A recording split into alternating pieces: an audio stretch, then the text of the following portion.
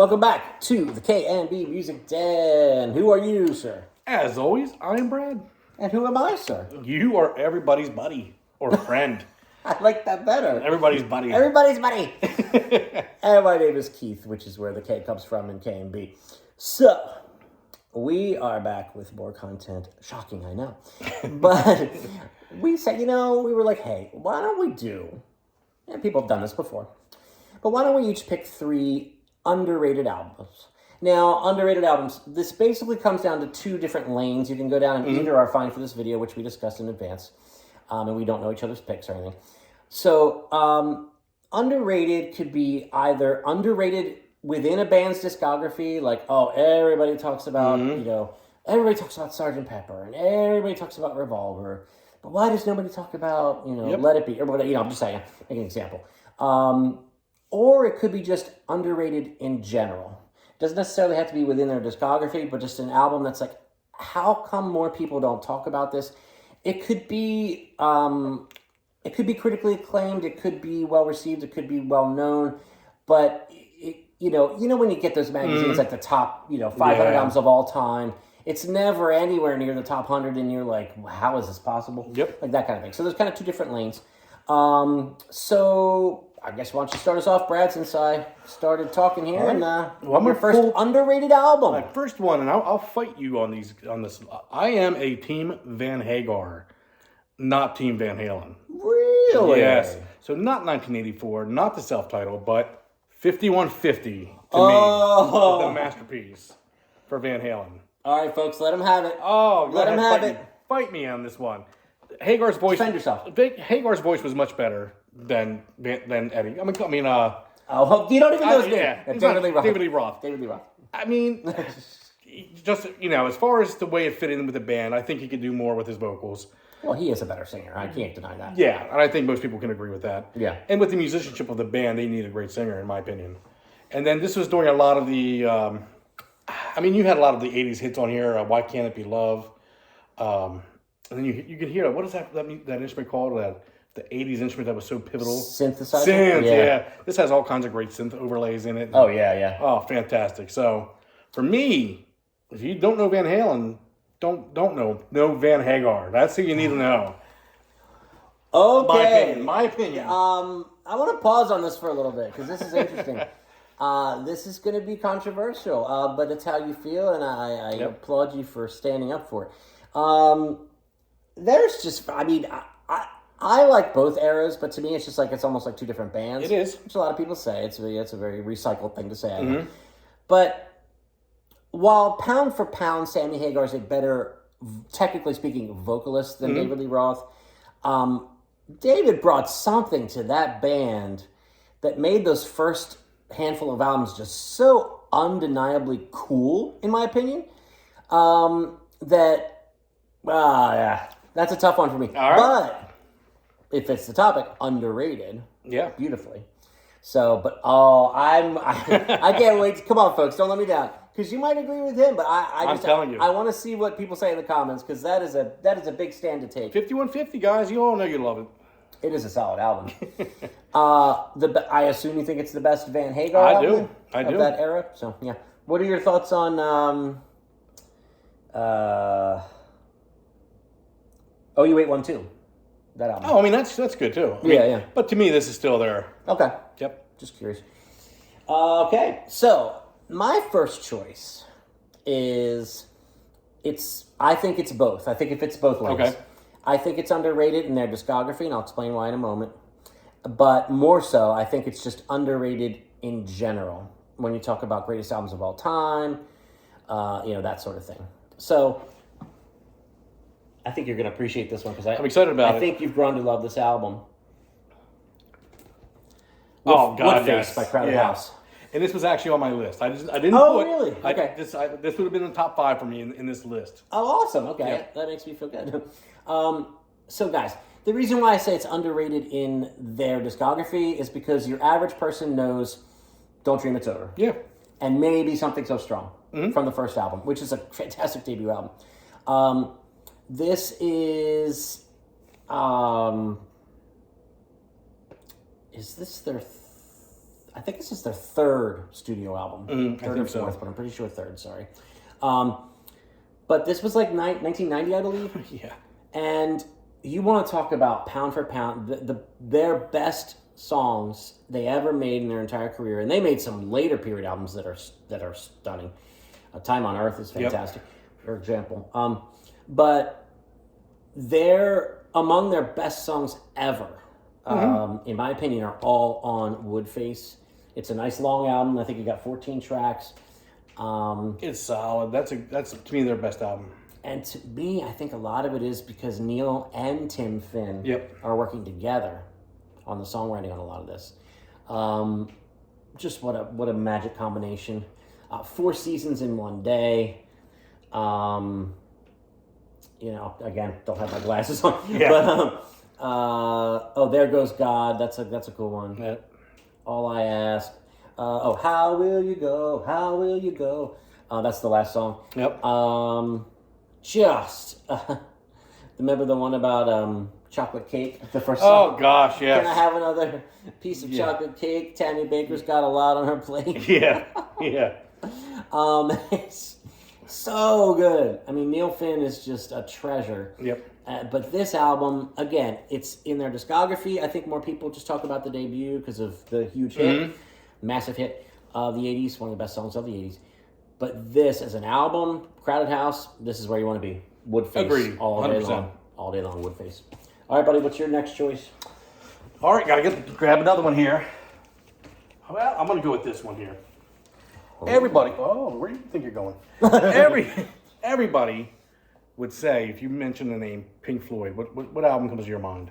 Dark Side of the Moon, perhaps The Wall. Sure. Wish You Were Here. Well, I prefer the album that came out after The Wall, The Final Cut. The Final Cut. The Final You Cut. Which prefer it to Yeah, Dark there Side was of the Moon? there were some leftovers from The Wall that never made that album, and then the new songs that were written up till 1982. It was their 12th album, and it just came out right after The Wall. And to me, I just feel like this one just got ignored because of the other ones. Yeah, that's true. Yeah, so I mean, this was just last night I listened to this on headphones, just laying in bed in the dark, and it's just such a great album. So I feel like this one needs a little bit more attention because, like you said, no one even brings this up when you mention Pink Floyd. This is a very good choice, my friend. This is a good choice. I think for some people, The Wall it's just too much. To me, it's not. What is the word for it? Bloated? Well, Yeah, that I means mean- too much. Yeah. But it's fair. I think Yeah. that partly is. But Dark Side of the Moon is Wow. I don't know. It's not saying I don't like Dark Side of the Moon. well. I would hope you're not saying that. But when I pull an album, this is the one I would go to. Interesting. Well, this makes me want to. I'm not as familiar with this one. I'll be honest, as I sit here, with the record. But yeah, this makes me want to throw it on actually and re-familiarize myself with it. I think that's a good choice, man. Well, that's what we do this for. I'm hoping people go like, "Oh shit, that album! I totally forgot about that album even existing." And Exactly. Yeah, that's why put it back on. That's why we do it. Yep. Okay, so the next two, the last two, my second and third. I'm gonna start with the next one. I feel extremely passionate about. Okay, this album to me, as far as social consciousness, awareness, speaking things that need to be spoken or sung in this case, I think is on par. And I think actually as pound for pound, song for song as an album may even be better, Here Comes the Hate, than What's Going On by Marvin Gaye. This is the Christmas album by Mariah Carey, ain't it? Of course. Tracy Chapman's Oh man, it's so good. solo debut. Which, by the way, I just saw the other day online that they're finally reissuing this on vinyl. Oh, are they? Yeah. Good. So now this copy that I have that's probably worth something. I would Ancient. never get rid of it anyway, but it won't be worth anything because now they're going to reissue. Nah, that might not be true actually. But guys, Fast Car. Yeah. Do you know Talking About a Revolution? Do you know Across the Lines? Who would dare to go under the bridge over the tracks that separates whites from blacks? Gosh. Behind the Wall is entirely a cappella. It's just her and a microphone singing about how domestic violence happens and how, the cops, they always come late if they come at all, she sings. And then there's love songs. Baby, Can I Hold You Tonight? Baby, if I told you the right words at the right time, would you be mine? And that's just side one. She's like a national treasure on this. Yes, that's just side one. Yep. But the political, it's not overtly political. It's more just about economic equality, the racial inequality. Force politics. Like, they go into an album going, I gotta make this album this. Where this is natural. This is just her songwriting. It's just her songwriting, and no one knew who the hell she was. Nope. This became a massive hit because of Fast Car. Yeah. But she just wrote this from the heart, and she probably thought there was just going to be a handful of people that would ever hear it. Yeah. And it became something so much more. And I know there's a very strong words to put it on the shelf next to Marvin Gaye, What's Going On, but I'm doing it. Yeah, why wouldn't you? Yeah. I'm doing it. And again, the reason I say underrated is because everyone knows Fast Car, but not everyone knows the album. You need to know this album, especially now in 2025. You need to know this album front to back, every word, like I do. It's like you said, the word treasure. That's so well put. I could talk about this album for an hour, but I won't, because who would want to sit here and listen to that? But they're going to all hang up on you. They're done, yeah. Or someone's going to call and make it stop. But, guys, if you only know Fast Car and you put this on from beginning to end, it's a life changer. It's a game changer. It's Tracy Chapman's solo debut. Perfect pick. Thank you. Perfect pick. Better than what I'm going to show you now. Better? Yeah, well, because Just different. This one's not a thriller. It's Stop it. I wouldn't say it's bad. And it's Wait a second. You're being a little off the wall here. Maybe. I mean, it's like I said, it's not a thriller. Yeah. It's not. I wouldn't say it's a bad album. I hope not if you're featuring it, yeah. But this is my go-to when the King of Pop comes up. Dangerous. Mine too. And this is yours. Yes, my go-to. We discussed this earlier.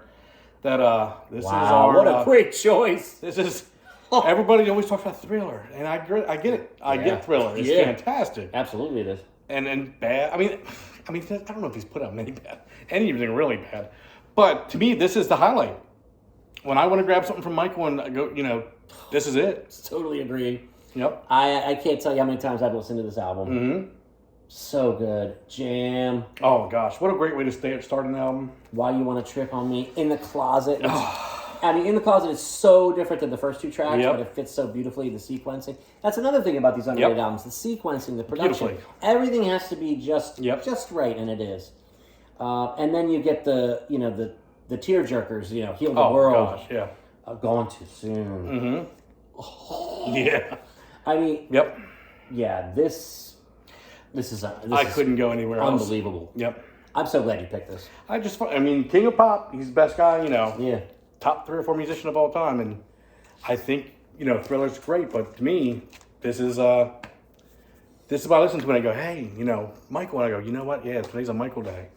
Yeah, and he took dangerous. He took a chance. He did on that album because if you work with Quincy Jones and you get Thriller and Bad, and then you say, I'm gonna switch it up. Yeah, I'm gonna change things up a little bit. Not many people would do that. When you're writing, if you go back to Q, it's just multi-million-dollar seller guaranteed. And he probably knew it was multi-million-dollar guaranteed anyway because it was the follow-up to Bad and Thriller. But he hit it out of the park. Hit it out of the park. He did. That New Jack sound, man. The beats on that album, oh my the God. sound, like you say, when you listen to it in the headphones, it's just like amazing. Yep. So glad you picked that. Yep. Kind of jealous I did. But you've been picking great too. Thank you. So far, I like all the ones we've got up here. Now this one might surprise you. Oh shit! Probably definitely surprise you, but I am really, really passionate about this one too. Okay. And I need to throw him some love. Oh, so funny he said this. Okay. Why is that? Well, I'll explain here in a minute. Okay. Thank you. It is my turn. It is. So the distance, the distance to here, is the fourth album by the York, Pennsylvania-based band Live. Now, some of you know their debut, Metal Jewelry, fantastic. Mm-hmm. All of you should know Throwing Copper. Yep. Millions and millions sold. Huge hits like Lightning Crashes, I Oh, Alone, Selling the Drama. Their third album, the Dark Horse Problem Child in their discography, Secret Samadhi, which I love. But then they followed up Secret Samadhi with this. Now, this album is... it is a miraculous achievement in music. And let me explain what I mean. They put together an album with just great rock songs, some pensive, mid-tempo or slower songs. Lyrically, though, this album is lead singer Ed Kowalczyk saying, and he sings this in one of the last songs, right from the first second of the song, you just hear his voice. He sings, "I was wrong. We are not these bodies alone." Mm-hmm. So with Metal Jewelry on the first album, he was very vocal about, questioning religion. Is this all a bunch of bullshit? Are we all being duped, basically? Heard a lot of talk about this Jesus, a man of love, a man of strength. But what a man was 2,000 years ago means nothing at all to me today. That's some bold words to say on your debut album when, I don't know, he was still probably a teenager when he wrote that, or like 20. So we go on this journey through Throwing Copper, and then we go to Secret Samadhi. And then on this fourth album, he's singing about love. He's singing about God. Mm-hmm. But it's not cheesy. No. To some people, it might be. I do understand to some people there are certain songs on this album, Can You Hear the Children song? Okay, even when I sing that, you're just like, ugh. Okay, that's not my favorite song now. But I like that song, though, because it all fits, it all works in the order. Nothing, I wouldn't change a note on this entire album. And I tip my hat to the band, but I particularly tip it to Ed Kowalczyk because lyrically, this album is him saying, I think I found something here, and I think I love it, and I think I'm not ashamed or afraid to sing about it. Run to the Water, The Dolphins Cry. Oh, man, yeah. And then there's some cool, like, funky, like, kind of different songs, like Where Fishes Go. What about that Penny song? Oh, yeah. Let him come into the city. Let him find his lucky penny. I mean, and again, that sounds kind of maybe corny to you as I sing great, it. yeah. But when you hear it with what the band did with the music, and when you hear the melodies, and when you hear the sincerity of the vocals and the delivery of these lyrics, I am still to this day just astonished by that 4-album run in the beginning of Live's career. We won't talk about 5. But this is, if you don't know this album, you may know the song The Dolphins Cry. You might even know Run to the Water. But listen to this front to back. It is an incredible journey of self-discovery. I'm not... it seems like a cop-out. I always like to say to people, I'm not very a religious person. I'm more spiritual. But this album sums that up. I don't need to go sit somewhere on a Sunday at a designated time to feel things. If you do, that's great. If it works for you, there's lots worse places you could be on a Sunday morning than in church. Sure, yeah. I assure you of that. But for me, I need to throw on albums like this and many others in my collection to feel whatever you want to call it. If you don't want to label it or if you do. But he is just, this is just, it's hard for me to explain in words, so I'm going to stop. But this is just an album that deserves more attention. It is underrated within their discography and underrated as an album that exists in the world. I am emphatic about that. The Distance to Here by the band Live. Check it out if you don't know it. Trust me. And it's fascinating because going into this, I almost used Live as one of my bands too, because I thought Throwing Copper is just such a fantastic album. Oh. And it's a milestone of 90s grunge, whatever, alternative rock. Yeah. But I preferred Secret Samadhi when it came out. And it was kind of an underrated album that people kind of thought, it's not Throwing Copper. To me, it's grown on me to the point where it's my favorite, but the distance to here is so close Yeah. that I was actually kicking that around myself. Which one do I really think? Yeah. But then I thought, well, 5's really good. 5. Get out of here. That's when they hit their peak. But yeah, but speaking of 5, what came after that? Birds of Prey, spelled Pray. That's when they got a little too. To me, it got a little cheesy. It got a little too on the nose. It got a little corny.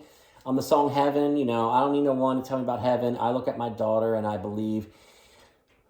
Okay. I know that song probably means a lot to a lot of people, especially that have daughters. But, this is where he came out and declared what he wanted to say about his journey with spirituality, with religion, with life, with the world, and did it in a cool, unique, one of a kind way. Even away from the lyrics itself, musically, it's just a beautiful album. See, that's the It's thing. a beautiful album. Yeah. This is one that we played a lot when we worked together. Yes. At the record store. Music Den, where we get our name. Yeah, this was a highly rotated album. Yes. And it never got old. Yes. No one was running to the thing and saying, get this the hell out of here. Yeah. It played so much. I mean, yeah. I think, what was our manager, Keith Beatty? I think yeah. he had a hell of a time enjoying it too. Oh, he loved it. So, yeah, I mean, he would sing that Penny song. Yeah. Oh, he did. That's exactly where I got it. He would sing it at the top of his lungs, which is called The Distance, by the way, track 2. Yep. By the way, this is a limited copy on vinyl. I've just seen that. I've been jealous the whole time you're holding it. Only 2,000 copies in the world. And I got one of them. Do you think I'm going to pry this from my dead cold hands? So, yeah, man, I think we had some interesting choices. There we Diversity. Go. We did. Had some, really had some cases to make. So, guys, the main thing, what are your underrated albums, whether they be within a discography, underrated in general, maybe even both? And check out the ones that we highlighted if they passed you by, or if you feel the same way about some of these. Like, hey, oh my gosh, I'm so glad you picked that because I love that album too. Interact with us. Let us know in the comments. It's what we love so much about this. Yeah. Doing this. So, as always, Brad, I am everybody's friend, everybody's buddy, Keith, and this is the K&B Music Den Underrated Albums. Please like this video, share it on social media, subscribe to the channel, and smash the bell for notifications. You'll be notified every time we drop new content here at the K&B Music Den. We'll see you soon with more content, more album reviews. I think some of the newer releases coming soon are going to start picking up, and we're going to have more album reviews, which we love to do. So stick around and check it out. Tell a friend. Subscribe. Absolutely. Thanks, guys. See ya.